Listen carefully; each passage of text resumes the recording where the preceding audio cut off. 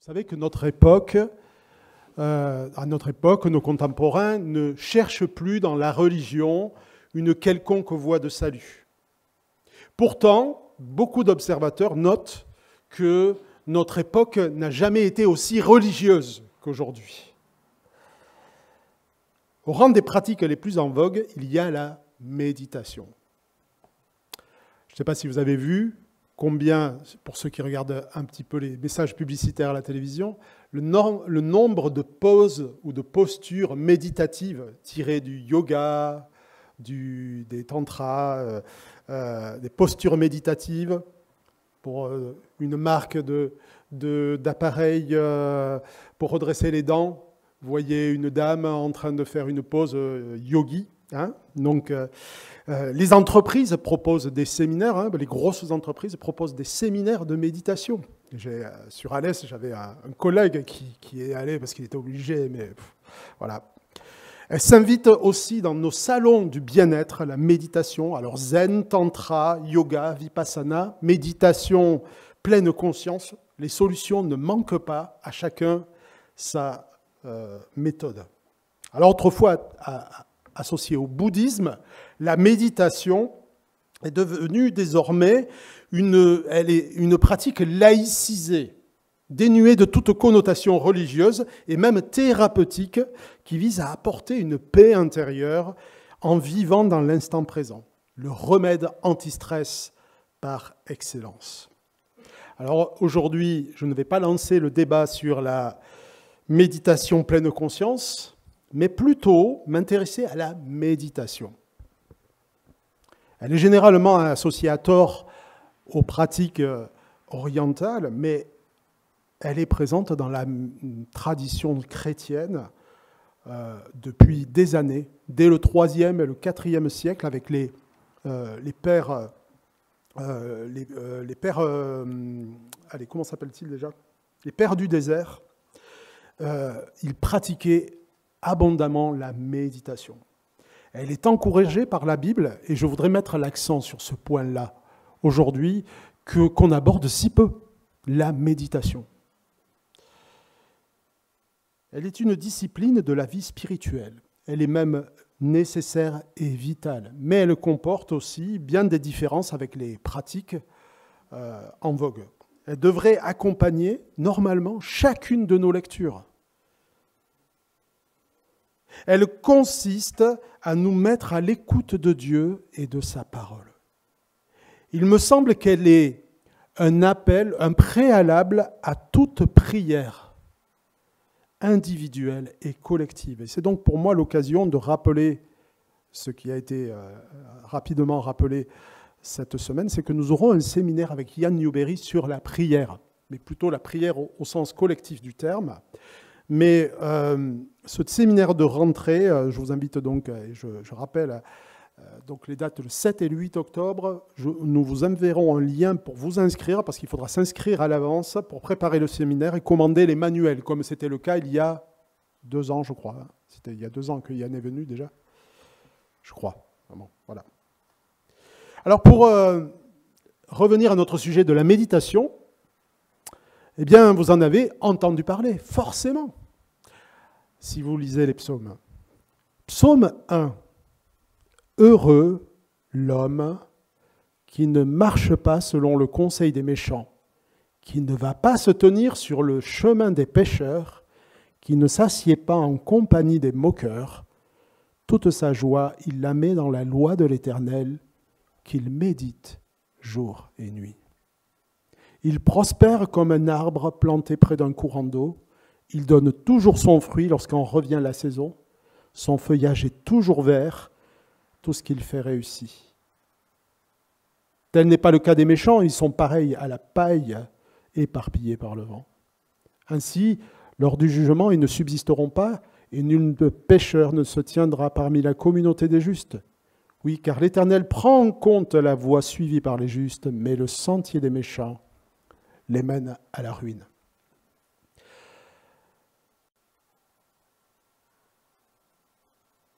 Il médite jour et nuit. Qui veut être heureux dans la salle? Non, je vais poser une autre question. Qui veut être malheureux? Qui veut être malheureux? Levez la main. Qui veut être malheureux? Personne ne veut être malheureux? C'est bien. On est bien parti. Qui veut être heureux, du coup? Ah! Heureux l'homme qui médite la loi jour et nuit. Est-ce là notre pratique? Ou tout simplement, est-ce là notre désir? Quel est l'intérêt de méditer la parole? En quoi la méditation biblique est-elle différente des pratiques modernes? Alors, bien sûr, le texte nous dit méditer la loi, mais il faut savoir quand même que dans l'esprit du juif, la loi, c'est toute l'écriture, en fait. La loi et les prophètes. C'est souvent un raccourci pour parler de la parole de Dieu. Et donc, j'étendrai pas simplement au Lévitique, ou au Nombre, qui est notre lecture favorite, surtout dans les parties généalogiques, que tout le monde aime, n'est-ce pas? Et qu'il médite jour et nuit. Non, je ne parle pas de ça, mais je parle de toute l'écriture. Alors, quelle est la différence entre les pratiques modernes et la méditation? Il y en a une de taille. La méditation en général, telle qu'elle nous est présentée, elle cherche essentiellement le bien-être du pratiquant et elle cherche à trouver une paix intérieure, une forme de communion avec soi-même. Mais la méditation chrétienne est toute différente. Elle est avant tout une rencontre, un rendez-vous. Elle ne consiste pas en un repli sur soi et pour soi. Mais son principe, c'est de s'arrêter quelques instants pour se mettre à l'écoute du Dieu vivant et vrai, le Dieu qui se tient là, à nos côtés, qui nous fait cette promesse. Donc, méditer, est-ce que tu peux me lancer le PowerPoint? Méditer, c'est d'abord honorer un rendez-vous. Et je crois que c'est ce qu'il y a dans notre psaume 1.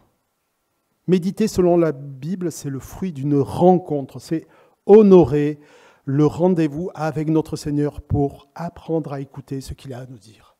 Heureux l'homme qui met toute sa joie dans la loi de l'Éternel, qu'il médite jour et nuit.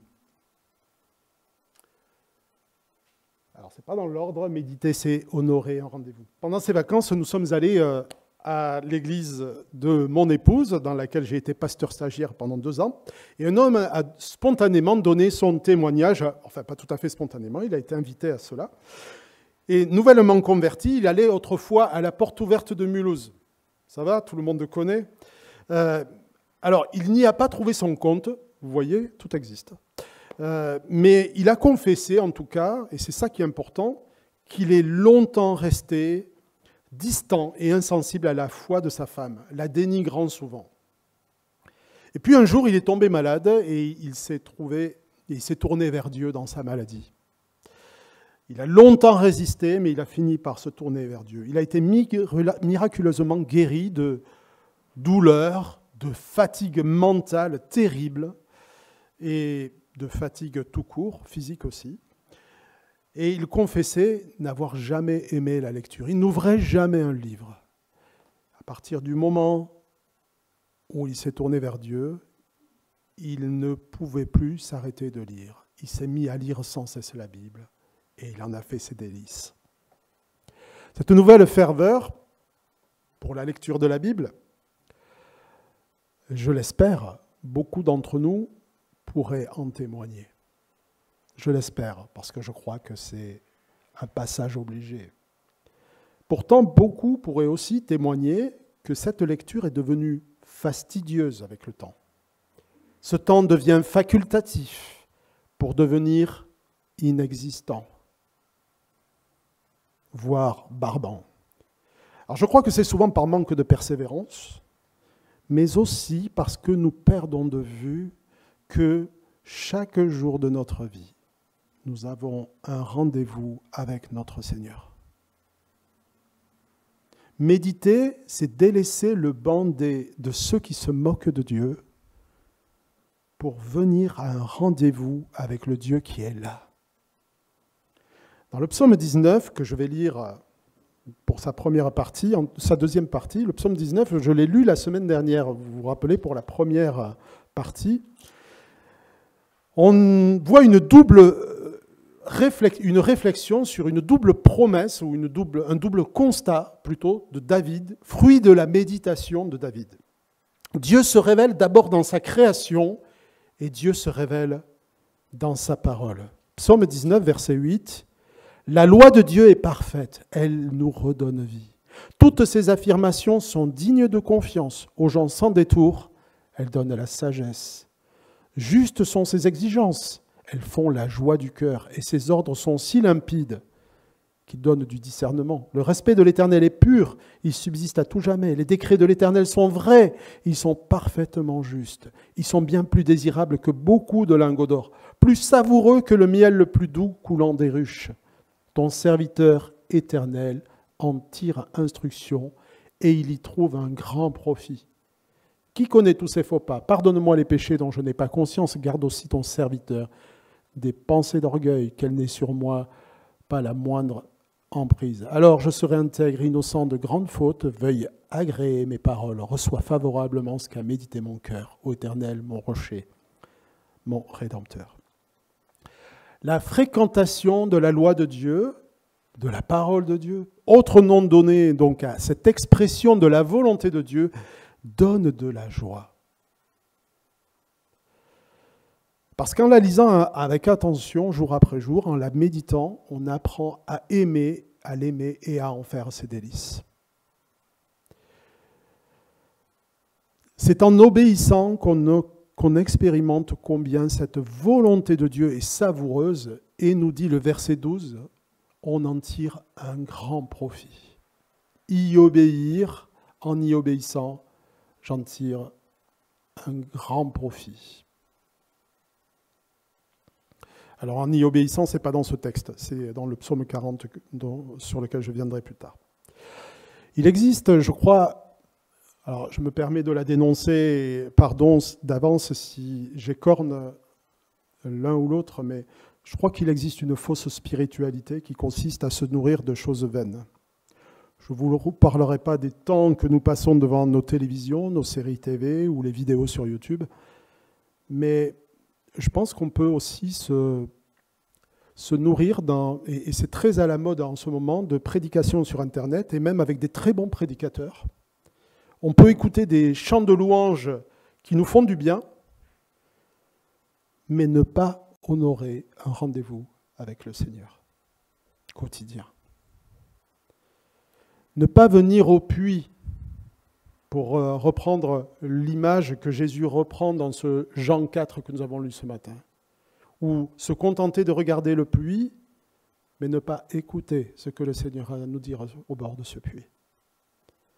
Lorsque je faisais mes études sur Paris, j'ai échangé avec une jeune femme sur sa foi, et lorsque je lui ai demandé si elle lisait la Bible, elle m'a dit « oui, pas plus d'un verset par jour ».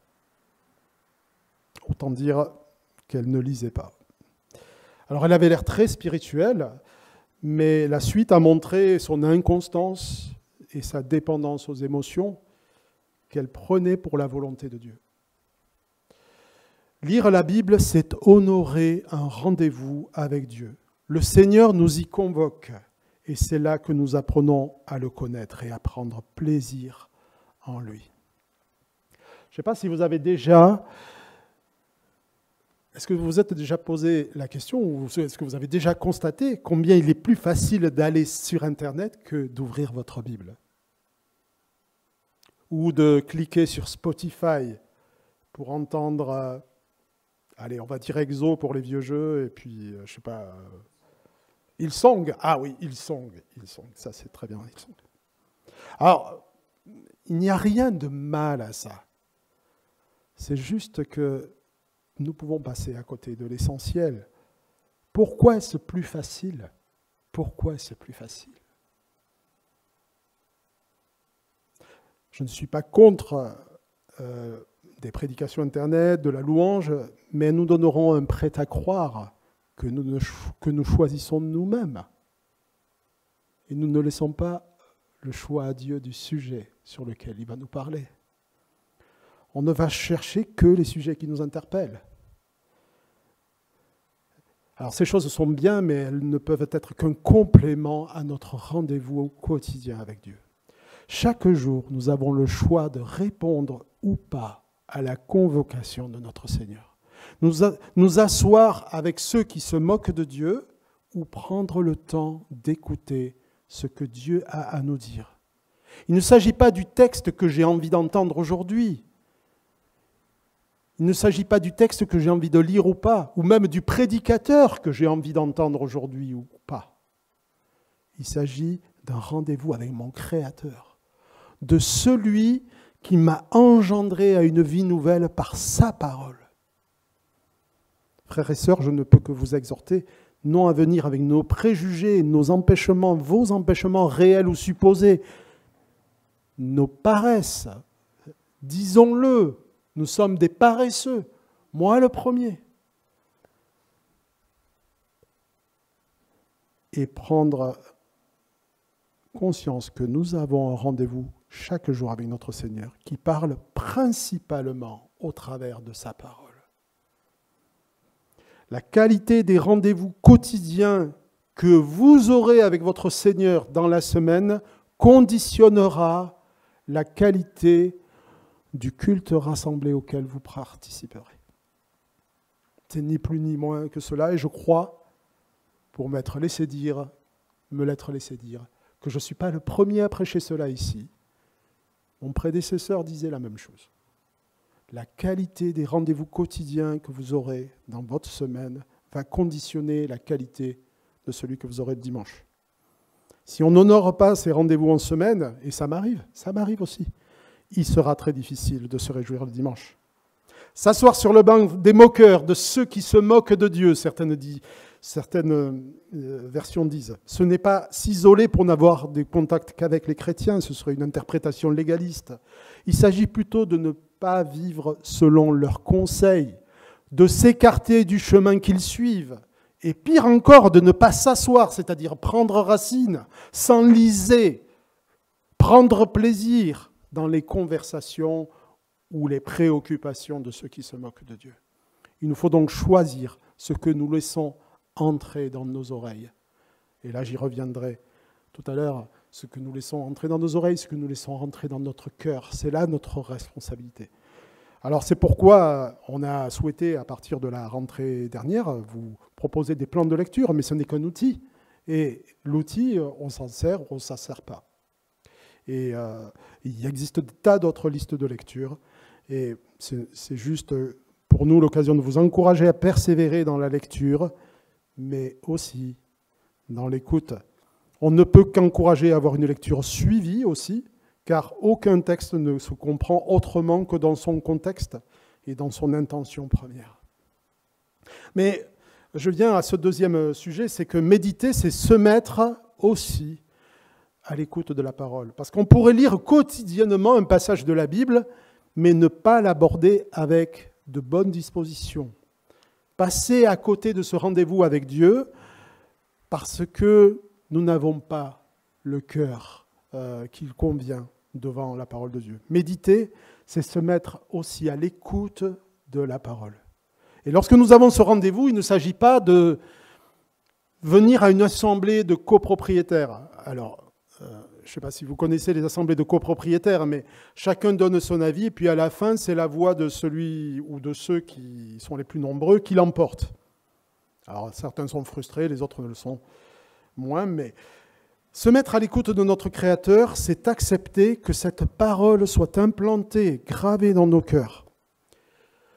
J'évoque un texte, alors, qui va venir à l'appui de cela. C'est un texte bien connu, Jacques 1, verset 21. « Débarrassez-vous de tout ce qui souille, de tout ce qui reste en vous de méchanceté pour recevoir avec humilité la parole qui a été plantée dans votre cœur, car elle a le pouvoir de vous sauver. » Recevoir avec humilité la parole de Dieu. De la réception de cette parole, de la qualité de la réception de cette parole dépend jusqu'à notre salut. Elle a le pouvoir de nous sauver. Je n'invente pas ce qui est écrit. L'attitude est donc primordiale. Il ne s'agit pas seulement de l'écouter en s'en faisant le juge. Ce n'est pas à nous ou à nos doutes de passer au crible la parole de Dieu. Mais c'est à la parole de Dieu de passer au crible nos doutes. C'est une attitude. C'est la différence entre l'orgueil et l'humilité. Nous ne nous plaçons pas au-dessus de la parole de Dieu. Même si elle nous interroge, même si elle nous surprend. Mais prenons-la pour ce qu'elle est, la parole de Dieu. Accueillir avec humilité, c'est accepter qu'elle va changer mon chemin, qu'elle va interroger mes convictions et peut-être confronter mes choix, mes décisions que j'ai prises pour me faire changer d'avis. Méditer, c'est accepter que mes pensées ne sont pas les pensées de Dieu et qu'elles doivent être réformées. C'est accepter que mon intelligence doit être transformée pour pouvoir discerner ce qui est bon, agréable et parfait et qui plaît à Dieu. C'est accepter de prendre la Bible au mot. Dans le psaume 40, on trouve cette phrase qui parle de la nécessité d'écouter la parole de Dieu. Je ne sais pas si je l'ai mis, oui. Au verset 7, il y a ce passage, ce verset, qui dit, psaume 40, verset 7, « Tu n'as voulu ni offrande ni sacrifice, tu m'as ouvert l'oreille, car tu n'as demandé ni holocauste ni sacrifice pour le péché. Alors j'ai dit, voici je viens, dans le rouleau du livre, il est question de moi. Je prends plaisir à faire ta volonté, mon Dieu, et ta loi est gravée tout au fond de mon cœur. » Alors c'est un passage qui est riche et qui mériterait une prédication, psaume 40. Mais littéralement, dans ce texte, le verbe hébreu parle de creuser là où il n'y a rien. Creuser un trou là où les oreilles sont bouchées. Imaginez-vous n'être sans oreilles. Dieu, spirituel en tout cas, Dieu vient creuser là où il n'y a rien. C'est comme si David reconnaissait que Dieu a creusé son oreille pour le rendre sensible à sa parole. Et contrairement à ceux qui se contentent des apparences de la religion, en offrant de vains sacrifices, David a accepté de se laisser toucher et de sortir de la religion ou du ritualisme, qui se contente des apparences, de paraître bien aux yeux de Dieu ou aux yeux des hommes, pour changer, réformer sa façon de penser. Il a compris le cœur de la loi. Le cœur de la loi, ce ne sont pas les holocaustes, les sacrifices, ni même ce que vous pourrez faire dans votre service à l'Église. C'est que David et vous et moi prenions plaisir à faire la volonté de Dieu et que sa loi soit gravée dans nos cœurs pour ne pas être oublié juste après sa lecture. Voilà le but de la loi. Que nous prenions plaisir, non pas que nous suivions la volonté de Dieu parce que c'est écrit et parce que c'est comme ça qu'on fait quand on est chrétien, mais que nous ayons plaisir dans la volonté de Dieu. Le but de la loi, c'est celui-là. Et cette compréhension de David est le fruit de la méditation. Garder les oreilles grandes ouvertes est une recommandation qui nous vient de Jésus lui-même. On connaît tous cette exhortation que celui qui a des oreilles entende. Et même dans l'Apocalypse, c'est Jésus qui parle aussi. Moi, je le crois et je l'affirme. Jésus parle dans l'Apocalypse. Il dit que celui qui a des oreilles entende ce que l'Esprit dit aux églises. Que Jésus parle ou que l'Esprit parle, c'est la même chose. Et l'Esprit continue à parler aujourd'hui dans l'Église. Que celui qui a des oreilles entende. Mais pour cela, il nous faut prendre le temps de l'écoute et recevoir humblement la parole de Dieu et lui dire « Que veux-tu me dire, Seigneur ?» Alors, il ne suffit pas d'écouter pour l'oublier ensuite, ai-je dit. Il s'agit aussi de la mettre en pratique. Dans sa lettre, je rappelle des choses qui sont évidentes, hein, mais c'est aussi ça, la prédication, et c'est aussi ça, l'enseignement dans l'Église. Jacques encourage ses lecteurs à se mettre à l'écoute de la parole de Dieu, et je rappelle ce texte là aussi, bien connu. Seulement, ne vous contentez pas de l'écouter, traduisez-la en actes, sans quoi vous vous tromperiez vous-même. Vous pourriez être dans la religion, vous pourriez être un bon chrétien qui va à l'église le dimanche, mais vous abusez vous-même parce que vous ne la traduisez pas. Vous ne traduisez pas votre foi en acte. C'est dur, moi, lorsque je lis cela, ça m'interroge. En effet, si quelqu'un se contente d'écouter la parole sans y conformer ses actes, il ressemble à un homme qui, en s'observant dans un miroir, découvre son vrai visage et après s'être ainsi observé, il s'en va et oublie ce qu'il est. Voici au contraire un homme qui scrute la loi parfaite qui donne la liberté. Il lui demeure fidèlement attaché et au lieu de l'oublier après l'avoir entendu, il y conforme ses actes. Cet homme sera heureux dans tout ce qu'il fait. Voyez cette notion de devenir heureux qui revient dans plusieurs psaumes, le psaume 40, le psaume 19, on peut dire même le psaume 119. Vous savez, le plus long psaume de la Bible. Et il n'y a pas d'autre sujet que la joie, de mettre sa joie dans la loi de Dieu. Et David demande en plus, donne-moi la joie, d'avoir la joie de mettre ma joie dans la loi de Dieu. C'est un peu circulaire, mais c'est aussi ça. C'est j'ai de la joie auprès de toi. J'ai de la joie dans ta parole. Mais donne-moi la joie afin que je te connaisse mieux. La parole de Dieu, lue, entendue, méditée, obéit a pour vocation de former des disciples. Une erreur courante que je constate est d'aborder la Bible dans un but informatif plutôt que formatif. Par informatif, j'entends que nous apprenons des informations sur la Bible. Ah, c'était super cette prédication, j'ai appris un truc. Et par informatif, j'entends donc qu'on fait de la théologie, mais qu'on ne l'applique pas. C'est extrêmement utile de faire de la théologie, et je ne vais pas me...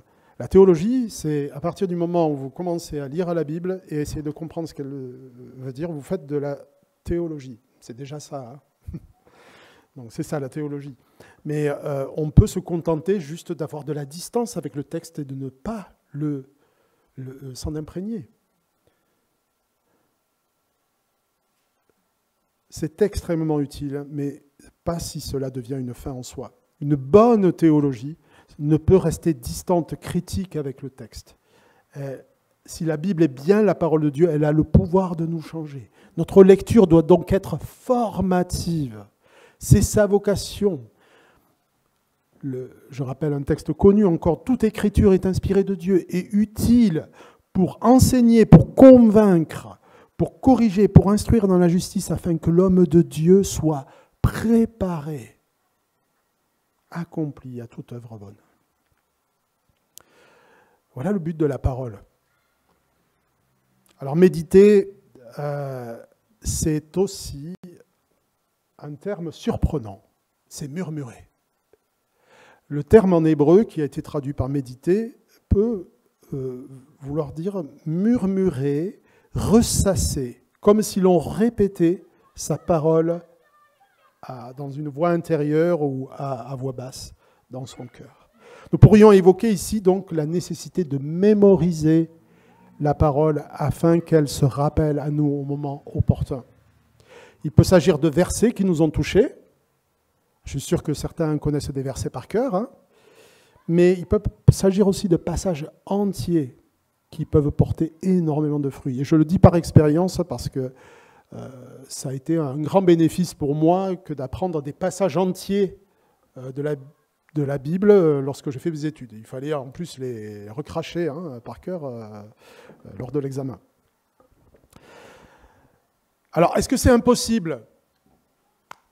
Remarquez comme nous fredonnons avec facilité les chansons à la mode. Nous les retenons, nous en retenons les paroles et nous les chantons dans notre tête. Nous mémorisons tellement de choses qui n'ont qu'un intérêt limité. On pourrait mémoriser le psaume 23. « L'Éternel est mon berger, je ne manquerai de rien. » Philippiens 2. « Ayez en vous les sentiments qui étaient en Christ. Lui qui était de condition divine, il n'a pas cherché son égalité avec Dieu comme une proie arrachée. Il s'est dépouillé lui-même. 1 Corinthiens 13, l'amour est patient, l'amour ne s'enfle pas d'orgueil, il ne se vante pas. On pourrait parler des béatitudes dans Matthieu 5. Mémoriser, c'est aussi le meilleur moyen de répondre à cette invitation de l'Épître aux Colossiens qui dit la chose suivante. Paul demande que la parole de Christ demeure en vous avec toute sa richesse. Que la parole demeure dans vos foyers. Que la parole demeure dans votre cœur. Que vous puissiez la murmurer, la ressasser. Ça pourrait être extraordinaire. Extraordinaire pour chacun d'entre nous, ça pourrait être extraordinaire pour toute notre communauté. Prendre le temps de murmurer la parole, j'aime ce mot, murmurer la parole, c'est un excellent moyen de lui permettre de se frayer un chemin jusqu'à nos cœurs pour qu'elle y reste gravée. Heureux l'homme, nous dit le psaume 2, qui met sa joie dans la loi de l'Éternel, qui médite jour et nuit. Il prospère comme un arbre implanté près d'un cours d'eau. Ah, Jean 4, près d'un cours d'eau. C'est marrant, hein? On n'a pas fait exprès. Hein? Près d'un cours d'eau, il donne toujours son fruit lorsqu'en vient la saison. Son feuillage est toujours vert, tout ce qu'il fait réussit. Heureux cet homme, car il verra coup de burin après coup de burin, coup de maillet après coup de maillet, cette loi être gravée dans son cœur. Et si son feuillage est toujours vert, ça ne veut pas dire que tout va bien se passer. Hein, avec mon Dieu, tu sais, tout ira bien. Non. C'est que même dans les canicules les plus arides, les racines sauront où étancher leur soif. Et dans la traversée des nombreuses vallées de la tentation, dans les multiples choix qui s'offrent à nous, à notre époque, la loi gravée dans nos cœurs est le meilleur moyen de l'entendre se rappeler à nous au moment opportun pour ne pas sombrer. Alors une question se pose, comment faire? Et je finis par trois propositions. D'abord, je dirais comment faire. Je crois que naturellement, c'est impossible. Pourquoi? Parce que nos pensées, nos désirs sont contraires à la volonté de Dieu. Sont naturellement opposés à Dieu. Rappelez-vous combien il est facile d'appuyer, de cliquer sur Internet, mais il est difficile d'ouvrir la Bible. Voilà peut-être un élément qui nous rappelle que ça ne nous est pas naturel. Je dirais la première chose, c'est de choisir ses amis. Alors, bien sûr, tous connaissent le proverbe « Les mauvaises compagnies corrompent les bonnes mœurs ». Notre texte nous dit « Heureux celui qui ne suit pas le conseil des méchants et ne s'assied pas sur le banc des moqueurs ». Alors, on pourrait dire cela, mais il ne s'agit pas seulement de cela, parce que nous avons des tas d'amis qui ne sont pas forcément des personnes physiques. La question, pour moi, le principe, c'est de quoi est-ce que je nourris mon âme jour après jour? Je suis sûr qu'en faisant un jeûne de TPMP avec Hanouna, les Anges à Marseille ou autre Canteloup ou votre youtubeur préféré, chacun de nous trouvera un temps pour honorer nos rendez-vous avec le Seigneur. Nous avons des choix à faire. Méditer la parole de Dieu, c'est choisir nos priorités, faire taire les agitations nombreuses qu'il y a dans notre cœur. C'est dégager du temps dans nos agendas souvent, en tout cas c'est le cas pour moi, les agendas compulsivement remplis pour combler le vide. On a peur du vide. Prenons un temps de qualité pour la lecture, la méditation avec notre Seigneur. Nous en tirerons un grand profit, nous dit. C'est la promesse de notre texte. Et à ce temps que nous consacrerons est attachée une promesse, être heureux. Le deuxième élément, c'est se discipliner. Sans discipline, il n'y a pas de disciple. Il n'y a pas de croissance spirituelle. Nous avons des vies très agitées, la nature a horreur du vide, je viens de le dire, et nous n'échappons pas à la règle. Il s'agit donc d'investir notre temps au bon endroit par la foi pour en tirer un grand profit à terme. Pour certains, l'obstacle, ce sera la suractivité. Pour d'autres, ce sera la paresse. Pour d'autres, l'apitoiement. « Ah, mais je ne suis pas bien aujourd'hui. » Je crois à l'habitus. C'est un mot que je tiens de... Tiens, comment s'appelle-t-il, le pasteur de Grenoble, là, qui... Charrier, Raphaël Charrier. L'habitus. Prendre de bonnes habitudes, ça fait partie de la vie de disciple. Et pour nous aider, nous pouvons trouver par exemple un partenaire de lecture auquel nous serons redevables. Si je n'ai pas lu mon passage, je me retrouve en face de l'autre, ah ben j'ai pas lu, ah c'est embêtant. Donc bon, voilà, on est redevables l'un envers l'autre, ça peut être un élément pour nous motiver. Donc l'habitus et pourquoi pas trouver un partenaire de lecture et de prière. Le temps que nous passerons à la lire, à la méditer, nous mettre à l'écoute, c'est un investissement durable, précieux, auquel sont attachées d'extraordinaires promesses, avec en tête celle d'être heureux, je l'ai dit. Tous les passages que j'ai choisis, parmi d'autres, disent combien méditer la parole de Dieu et y prendre plaisir sont une étape essentielle pour vivre heureux, quelles que soient les circonstances. Alors, il y aura d'autres problèmes dans nos vies, mais c'est la parole et la méditation de la parole qui nous rend heureux. Et puis le dernier, j'ai choisi ce mot humilité. Humilité parce qu'il nous faut confesser nos manquements, mais pas confesser nos défaites, nos manquements, mais ne pas s'en tenir simplement à cela. Demander aussi au Seigneur qu'il change cette manière de vivre notre relation avec lui. Et si nous le voulons vraiment, le Seigneur le fait, peut-être avec le temps. Qu'il creuse nos oreilles, parce que nous l'avons dit, il a creusé mon oreille. C'est Dieu qui le fait. Qu'il creuse nos oreilles pour que nous prenions plaisir à sa volonté. Qu'il nous permette d'expérimenter la joie de sa présence. Si Dieu creuse nos oreilles, nous ne pouvons... Si Dieu ne creuse pas nos oreilles, nous ne pourrons prendre que des résolutions sans lendemain. L'humilité, donc, c'est de recevoir aussi cette parole de Dieu sans s'en faire le juge, mais la reconnaître pour ce qu'elle est. Je l'ai déjà dit. La Bible nous dit « Dieu soutient toutes choses par sa parole puissante. Et c'est par elle et pour elle qu'il a créé toutes choses. » C'est donc que sa parole, sur laquelle il a veillé pour qu'elle parvienne jusqu'à nous, a un pouvoir que nous ne devons pas sous-estimer.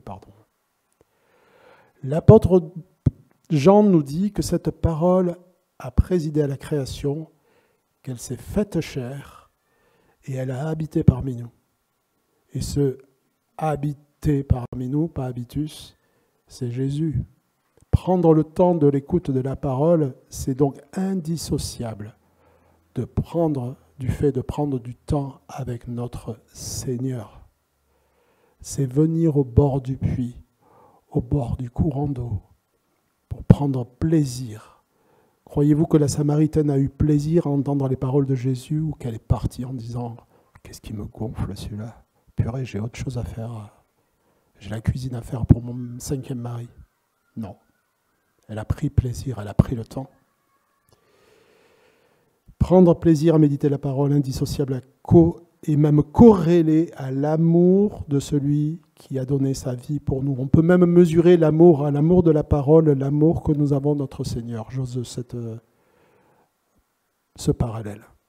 Il n'y a pas d'amour de Christ sans amour de sa parole. Ou alors, c'est que nous nous abusons nous-mêmes.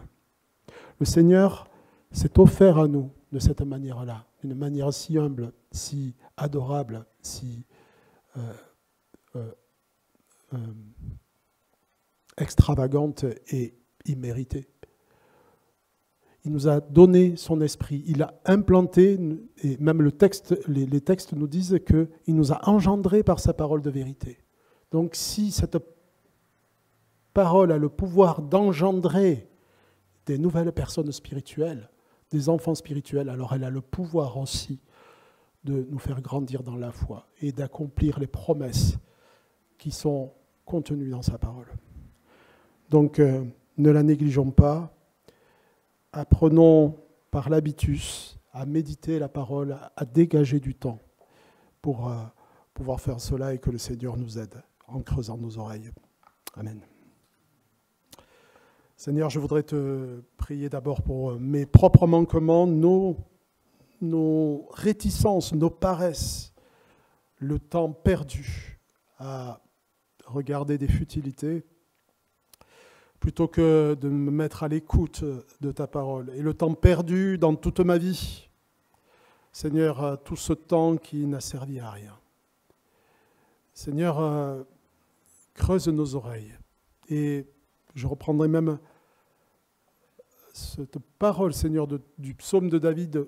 Ouvre mes yeux pour que je contemple les merveilles de ta loi. Seigneur, aide-nous à saisir aussi la joie qu'a saisie la femme samaritaine, celle de venir au puits et de te reconnaître chaque jour à ce rendez-vous auquel tu nous convoques. Puisses-tu, Seigneur, accomplir cela dans notre communauté.